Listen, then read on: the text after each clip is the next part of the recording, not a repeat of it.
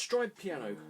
This is a video response to a video posted on YouTube by user ThunderFunkAmp. One of his commenters, Hell Musico, posted a quick comment asking for a little bit more of a detailed explanation about stride piano. Here's the original. Here's a link to the original video, by the way, so you can check it out. It's really good. It's an interview with Oscar Peterson. Okay, so stride piano, very basically, is a really useful little technique for playing a lot of jazz styles, a lot of blues styles, and also quite a few mid-20th century pop music styles. So if you kind of like show tunes and stuff like that, it can be great for that. Stride piano, and that's what I'm doing at the moment, striding, is useful if you are playing piano solo without a rhythm section or without a percussionist or a bass player behind you, and you have to create your own rhythm and make your own harmony to accompany what's going on in the right hands.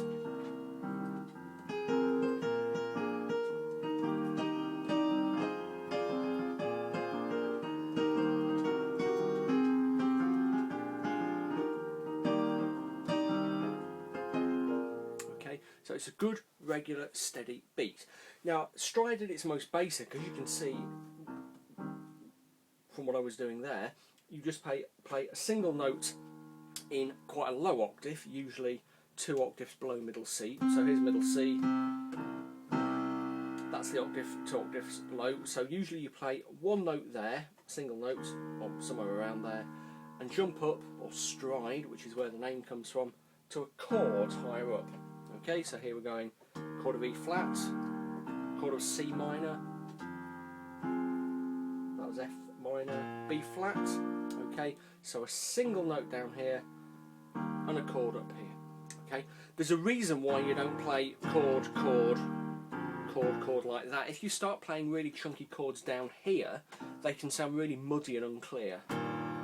Okay, that middle note really muddies it. So typically you get a single note down there and a nice bright clear chord up there. Okay, and you can do stride in a quite sort of slow and leisurely way, or you can do it quite quickly. You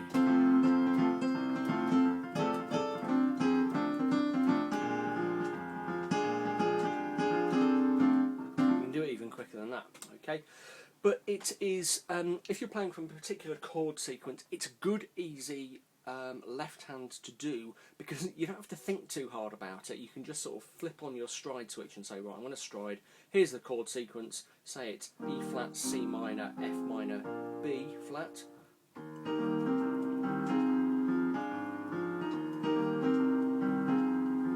Okay, and it's just, you can just jump straight into it. Now, if you looked at the Oscar Peterson video, he was doing something a little bit more complicated than the very basic stride. Okay, and you can indeed do that within the original pattern. You can do all kinds of interesting things. So let's look at a blues. This is Buddy Bolden's blues.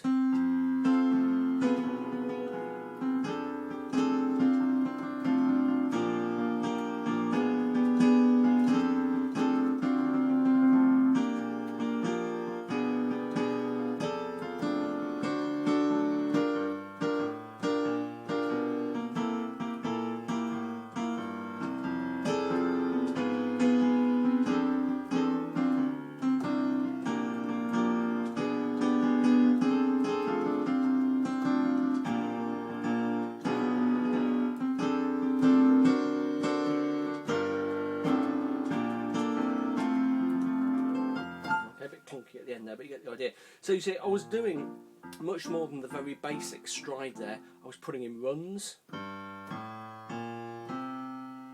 okay, and every now and then I was just using a straight chord, especially on that lovely B flat to B diminished, okay, and once even I did a tremolo. Okay, so you can use other little bits and pieces to thicken up, or the basic stride pattern and make it more interesting. The secret to success with stride is to know your chords really well. If you know your chords and all their inversions, really it's pretty easy. Okay, it's a really easy way of doing it. If you don't know your chords, it's more difficult.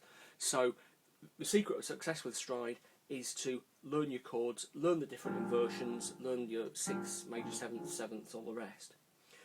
Stride also carries a little bit of a danger, especially if you are regularly practicing by yourself without a rhythm section. And that is that it's very easy to become quite trapped with stride and to feel that you have to play stride or a similarly rhythmic left hand wherever you are.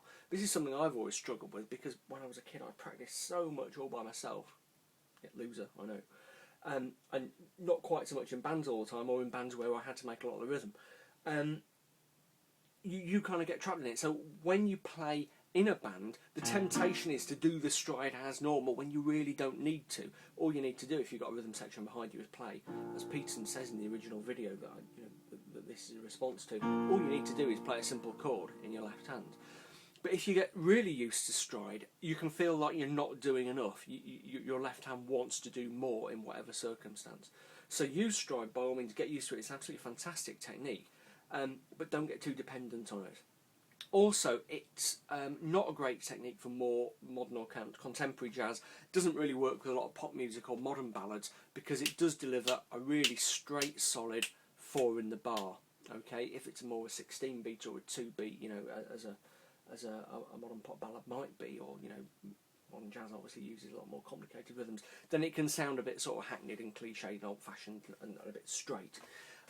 But for kind of the blues, for more traditional jazz, more mainstream jazz, it's absolutely fantastic. Really easy technique to learn, and it can give your piano playing real sort of depth and bite and drive. Okay, I hope that was useful.